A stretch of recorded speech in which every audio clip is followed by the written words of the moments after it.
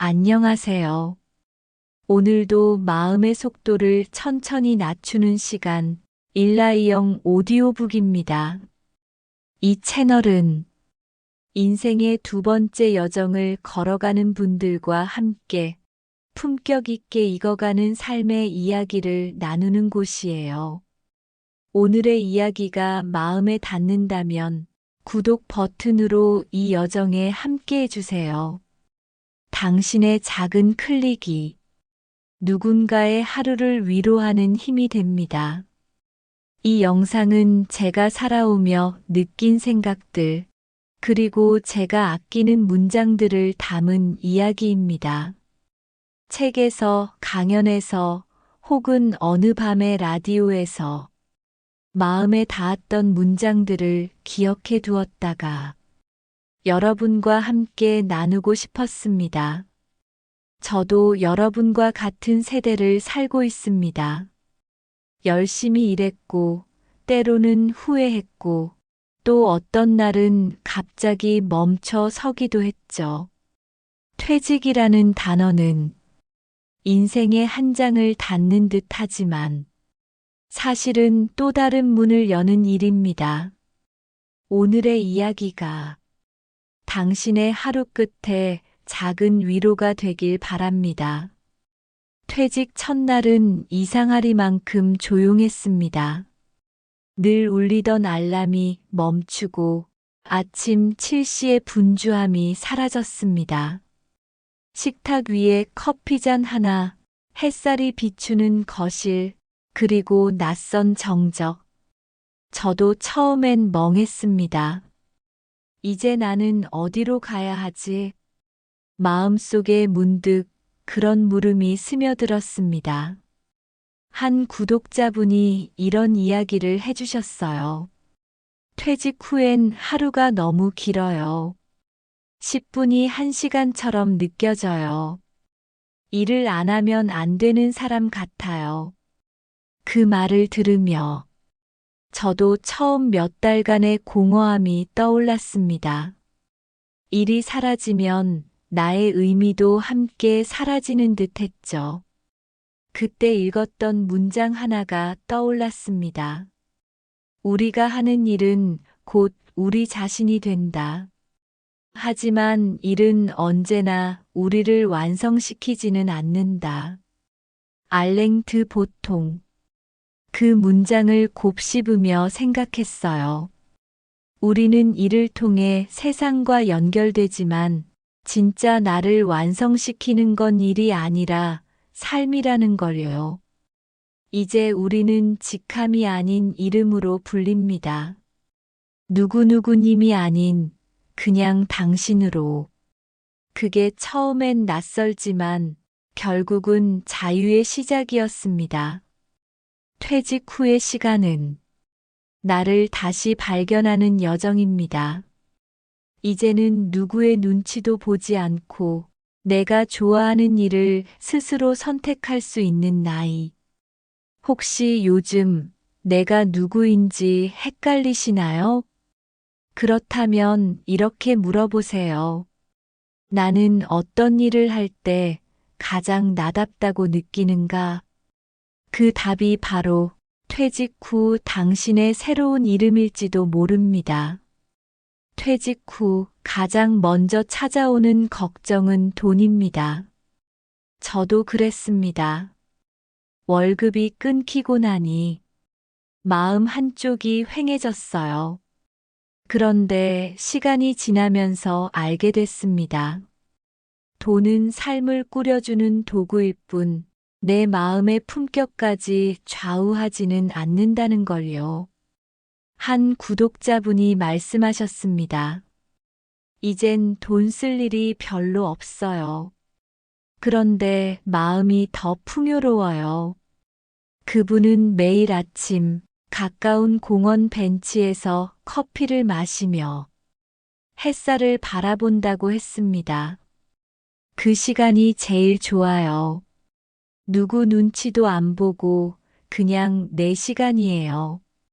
그 이야기를 들으니 제게도 비슷한 날들이 떠올랐습니다. 예전엔 일찍 일어나 출근 전 10분 안에 커피를 마시곤 했지만 이젠 그 10분을 1시간으로 늘렸죠. 그 여유 속에서 알았습니다. 풍요로움은 소유가 아니라 시간의 사용에서 온다. 에픽테토스는 이렇게 말했습니다. 부유함이란 재산의 많음이 아니라 욕망의 적음이다. 그 말이 마음에 남았습니다. 이젠 가방 안의 카드 수보다 내 마음 안의 평온함이 더 중요합니다. 품격이란 그런 겁니다. 돈으로는 살 수 없는 삶을 대하는 태도의 결. 한 친구는 이렇게 말했습니다. 요즘 나보다 젊은 사람에게도 배워요. 품격은 나이와 상관없더라고요. 저도 동의합니다. 품격은 세월의 길이가 아니라 세월을 견디는 마음의 온도에서 자랍니다. 혹시 오늘 통장 잔고가 걱정되시나요? 그렇다면 이렇게 마음속에 적어보세요. 내가 가진 것보다 내가 어떤 태도로 살고 있는가. 그 문장이 당신의 품격을 지켜줄 거예요. 퇴직 후 인간관계의 풍경은 바뀝니다. 매일 연락하던 사람들이 조금씩 멀어지고 대화의 주제도 달라지죠. 한 분은 이렇게 말했습니다. 퇴직하고 나니 전화가 울리지 않아요. 내가 사라진 것 같아요. 저도 그 마음을 잘 압니다. 한때는 수십 명이 내 주변에 있었는데 이젠 몇 사람만 남는다는 것. 하지만 그것이 꼭 외로움만은 아닙니다. 세월이 흘러가면서 양보다 질을 배우는 시기이기도 합니다. 이제는 관계를 유지하려 애쓰기보다 서로에게 건강한 거리를 남겨두는 용기가 필요합니다. 작가 메이 사트는 말했습니다. 진정한 우정은 말이 없어도 이어지는 이해다. 그 문장이 제게 큰 힘이 되었습니다. 오랜 친구와 한동안 연락이 끊겼지만 어느 날 전화 한 통으로 다시 웃게 됐을 때 저는 알았습니다. 진짜 관계는 끊어지지 않는다는 걸요. 그리고 이런 생각도 하게 됐습니다. 관계를 정리한다는 건 사람을 버리는 일이 아니라 나를 보호하는 일이다. 혹시 요즘 관계 때문에 지치지 않으셨나요? 그렇다면 이렇게 물어보세요. 이 사람과 있을 때 나는 편안한가? 그 질문 하나로 당신의 마음이 조금은 가벼워질 겁니다. 퇴직 후엔 혼자 있는 시간이 많아집니다. 그 시간이 처음엔 불안하지만 이내 따뜻한 고요로 변해갑니다. 저는 퇴직 후 처음 몇 달 동안 혼자 식사하는 게 어색했습니다. 하지만 어느 날 깨달았습니다. 그건 외로움이 아니라 나를 다시 돌보는 시간이었습니다. 법정 스님은 말씀하셨죠. 고요는 비움의 끝이 아니라 충만의 시작이다. 그 문장을 떠올리며 저는 혼자 있는 법을 다시 배웠습니다. 어느 날 오후 햇살이 드는 창가에 앉아 커피를 마시다가 문득 지금 참 좋다는 생각이 들었습니다. 아무 일도 없는데 세상이 나를 기다려주는 기분이었어요. 한 구독자분은 말씀하셨습니다. 이젠 혼자 밥 먹는 게 제일 편해요. 누구와 경쟁하지 않아도 되니까요. 혼자 있는 시간은 세상과의 단절이 아니라 마음이 다시 숨쉬는 시간입니다. 파울로 코엘료는 말했습니다. 고독은 우리가 스스로를 만나는 가장 정직한 순간이다. 혼자 있는 시간이 길어진다는 건 스스로와 친해지고 있다는 뜻입니다. 혹시 요즘 조용한 시간이 어색한가요? 그렇다면 오늘 하루는 조금 더 침묵 속에 머물러 보세요. 그 속에서 진짜 당신이 말을 걸어올 겁니다. 퇴직 후의 시간은 느립니다. 그 느림이 처음엔 불안하지만 곧 여유가 됩니다.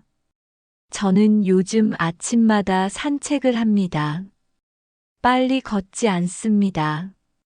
하늘을 보고 바람을 느끼며 한 걸음 한 걸음 내딛습니다. 그 길 위에서 깨닫습니다. 느림은 낭비가 아니라 삶의 예의다. 헨리 데이비드 소로는 이렇게 말했습니다. 속도를 늦추면 인생의 진짜 풍경이 보인다. 그 풍경은 멀리 있지 않습니다. 오래된 나무, 작은 꽃, 내가 직접 끓인 차 한 잔 속에도 있습니다. 한 친구는 이런 말을 했습니다. 요즘은 할 일이 없어 보여도 내가 원하는 일을 할 수 있어서 좋아. 그 말이 참 멋졌어요. 우린 젊을 때 해야 하는 일을 했다면 이제는 하고 싶은 일을 할 수 있는 나이죠. 혹시 당신도 요즘 너무 바쁘지 않나요? 그렇다면 오늘만큼은 이렇게 말해보세요. 오늘은 조금 천천히 나를 위해 살겠다. 그 느림 속에서 당신의 품격은 천천히 자랍니다. 퇴직은 끝이 아닙니다. 그건 또 하나의 시작입니다. 이제 우리는 누구의 기준도 아닌 나의 기준으로 하루를 채울 수 있는 사람이 되었습니다. 젊을 땐 성공을 좇았지만 이제는 평온을 배웁니다. 젊을 땐 빠름을 자랑했지만 이제는 느림을 사랑합니다. 오스카 와일드는 말했습니다. 나이를 먹는 건 놀라운 특권이다. 그 말이 이제는 이해됩니다. 세월이 내게 남겨준 건 주름이 아니라 세상을 보는 다른 시선이었습니다. 이제는 더 이상 누군가를 따라가지 않아도 됩니다. 나는 내 속도로, 내 호흡으로 살아가면 됩니다. 오늘도 수고 많으셨습니다. 그리고 기억하세요. 오늘의 내가 가장 우아한 나입니다. 이야기가 마음에 닿았다면 구독과 좋아요로 이 여정에 함께 해주세요. 그 한 번의 클릭이 다른 누군가에게 위로가 됩니다. 고요한 밤 되세요. 여기는 일라이영 오디오북이었습니다.